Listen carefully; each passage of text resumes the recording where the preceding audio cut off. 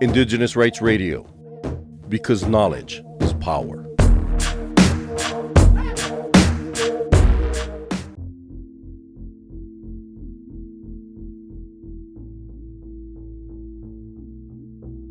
The International Day for People of African Descent commemorates the extraordinary culture and diversity of people from the motherland, and we also pay homage to the sacrifices made by Africans with regard to the development of our societies throughout time.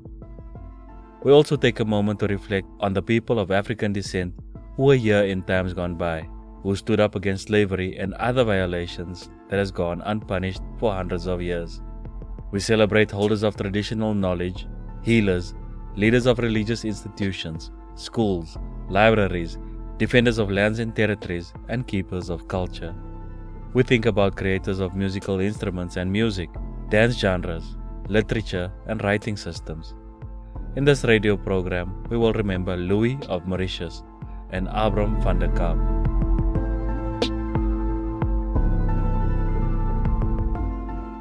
The Jay Rebellion took place at the Cape in South Africa on the 25th of October 1808, led by slaves Louis van Mauritius and Abram van der Kaap. Approximately 326 slaves, including a few indentured Khoisan laborers and 2 Irish sailors, took part in the organized rebellion plotted at the Cape Waterfront Tavern and lodged from a Swartland wheat farm called Khoisan. The rebellion was led by a 30-year-old slave named Louis van Mauritius, who was sold from a passing ship to the Kirsten family as a 4-year-old child. It was customary to name first-generation imported slaves after the place which they were from. Second-generation locally born Creole slaves were given the surname van der Kaap, meaning from the Cape, and third-generation slaves were then often given the first name of their slave father as a surname. Examples of these would be Peterson or Jansen, meaning belonging to Peter or Jan, respectively. The following is taken from capetownmuseum.org.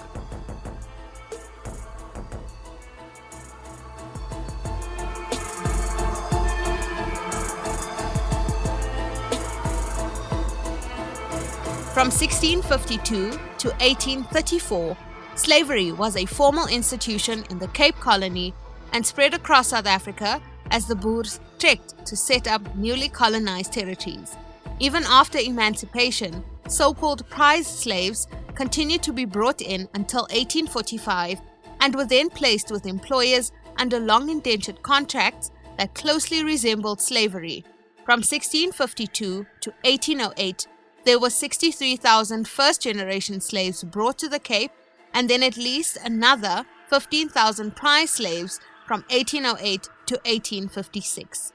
These figures do not include those many unrecorded slaves brought to the Cape, nor the thousands of indigene, Khoisan, and Sand frontier slaves and other indigene African slaves taken by Boer commandos beyond the borders of the Cape. It also does not include the thousands of enslaved persons born to successive generations of the children of the first-generation slaves. The first-generation slaves brought from other lands include 17,315 slaves from India, 47,150 slaves from Africa and Madagascar, and 13,545 from the Indonesian archipelago. The very last prize slaves to be brought to the Cape landed in 1890. They were the Oromo slaves from Somalia. In addition to the back-breaking labor, they were subjected to the cruelest and most barbaric punishments for rebelling. The punishment throughout VOC rule in the 17th and 18th century, the period of Batavian rule, and the early years of British rule were extremely barbaric and cruel. These punishments included crucifixions, dismemberment, burning at the stake, impalement, drownings, and being crushed alive. Another favored sentence for slaves found guilty of various misdemeanors was being drawn and quartered, dragged through the streets, and mutilated before possibly being hung. sahistory.org.za further tells the story of Louis van Mauritius and Abraham van der Kaap. The unique nature of slavery in the Cape Colony hindered many attempts at wide-scale resistance on the part of Cape slaves. Instead, many slaves' attempts at resisting and deposing their enslavement was on an individual level, most often through overt attacks on property and individuals, and less often through more passive means such as working slowly, poisoning food or drink, and breaking equipment. More often than not, however, slaves opted for desertion, escaping the boundaries of the colony into the interior. When slaves did, however, attempt to organize and execute resistance on a group level, it was on many occasions short-lived and quickly quashed by colonial authorities who were more often than not greater in number and equipped with stronger artillery. This was the case with the slave uprising of 27 October 1808, led by Mauritian slave tailor who went by the name of Louis. Louis had arrived at the Cape from Mauritius at a very young age, and by 1808 was in his early 20s. His slave owner was the proprietor of a wine store in Cape Town, which exposed Louis and many other Cape slaves alike to the ideas and news which accompanied many sailors and soldiers passing through the Cape. Most notably, these transients brought news of revolution and war taking place in other slaveholding societies such as the Americas and the Caribbean.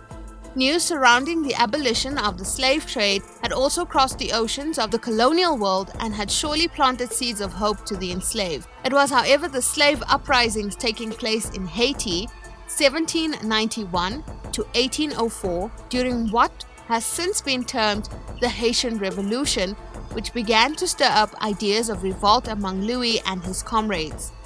Events began when Louis met two Irishmen, James Hooper and Michael Kelly, who Louis later claimed had informed him that slavery had ended in both Europe and the Americas. Louis stated that he heard that in other countries all persons were free, and there were so many black people here who could also be free that we ought to fight our freedom. Louis and the Irishmen were also joined by another 6 conspirators, a slave called Chafta of Batavia, 2 other slaves, Abraham and Adonis, another Indian slave who has remained unnamed, and 2 Khoisan men. The group planned to march from the rural districts and gather as many slaves and farm laborers as possible on their way into Cape Town before seizing the Amsterdam Battery.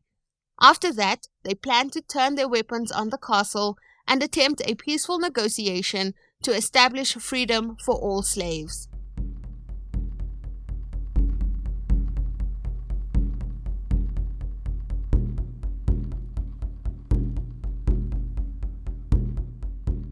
On the evening of 27 October 1808, the conspirators assembled on the farm of Gerhardus just north of present-day Malmesbury. With Irishmen disguised as British officers, the group managed to convince the absent farmer's wife to hand over all their slaves into the hands of the military party. They even managed to convince the farmer's wife to supply them with an evening meal and a place to rest for the night. When morning came, the group proceeded from farm to farm in the Swartland and Coburg hinterland of the Cape and managed to successfully persuade slaves and Khoisan farm laborers to join in the uprising. They initially faced very little resistance and managed to gather a group of over 300 mutinous slaves and servants. Why the farmers didn't do more to resist and defend their property and families can most likely be explained by 3 simple factors. The sheer sight of such a massive and organized crowd would have confirmed the very worst nightmares of many European farmers in the colony at the time. The group were also well armed and would have easily overpowered any farmer making resistance almost impossible. Furthermore, the group were reported to have moved quickly from farm to farm, allowing them to catch each farmer by surprise. Only one farmer reported to have fought back, a certain Hendrik Pren. Even then, however, it was only after he had been bound by the resistors that he was able to break loose and fire a gun at them. The resistors themselves were not on the whole physically violent, but instead acted with considerable moderation in comparison to similar revolts elsewhere in the world. The farmers who they had encountered on the farms were mishandled and often tied up, but no lives were lost. There is, however, an account of the severe manhandling of a farmer by the name of Adrian Lowe, who was reportedly grabbed by his hair, hit over the head and on his back with the butt of a musket, and pulled along the floor to the wagons. Property of the farmers, however, suffered the most. In most cases, the farms were completely looted of horses, arms, and ammunition. 7 farms were recorded to have had their windows completely smashed and doors ripped off, with the contents of their homes and chests looted. In some cases, the cellars of the farms were even opened and wine distributed among the resisting slaves. The 340 attacked over 30 prosperous grain farms in the region and went as far as to take many farmers captive in the process. From there, the group marched into Cape Town, where they had planned to hoist the bloody flag and fight themselves free.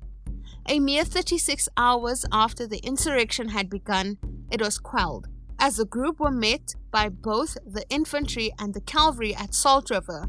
While many scattered, the troops managed to capture 326 of the marchers. Of the 326, 47 were put on trial. Louis himself and one of the Irishmen, James Hooper, were found guilty of treason and sentenced to be hanged. A further 11 were sentenced to death for active participation, while others were given lesser sentences, including imprisonment on Robben Island. What also added to the distinctive nature of the 1808 revolt was the intriguing ways in which the rebels behaved. Instead of asserting purely physical violence and intimidation, the revolting slaves asserted themselves symbolically too. It is recorded that the slaves deliberately reversed the slave-master relationship.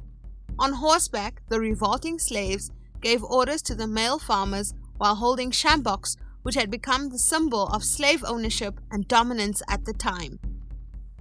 Furthermore, they deliberately addressed the captive farmers using the word J rather than the usual I, which was respectful and the expected way for a slave to address their master.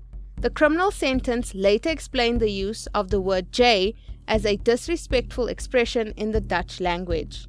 Louis went one step further, obtaining very specific clothes to wear. He wore a blue jacket turned up with red, white Chinese linen trousers, 2 golden and 2 silver epaulets besides some feathers for his hat. This uniform was similar to the one worn by Toussaint Louverture, slave leader of the Haitian Revolution, and clearly signifies the influence that slave resistance movements elsewhere in the world had on the resisting slaves of the Cape in 1808. For 36 hours, the roles of master and slave were reversed, and the hierarchy of the Cape turned on its head.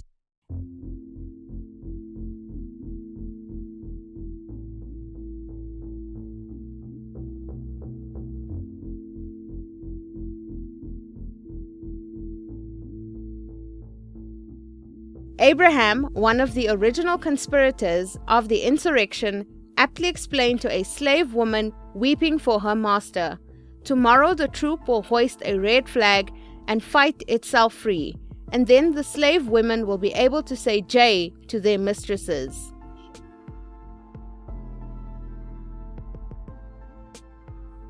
While the rebellion was short-lived, its effects were most certainly felt. In the years to follow, more slaves at the Cape stood their ground and, rather than deserting as they had in the past, began to demand rights within the colony. This, paired with the actions of abolitionists both far and near, eventually led to the collapse of the institution of slavery in the 1830s. For more on the rights of Indigenous peoples, visit cs.org and follow Cultural Survival on Facebook and Twitter.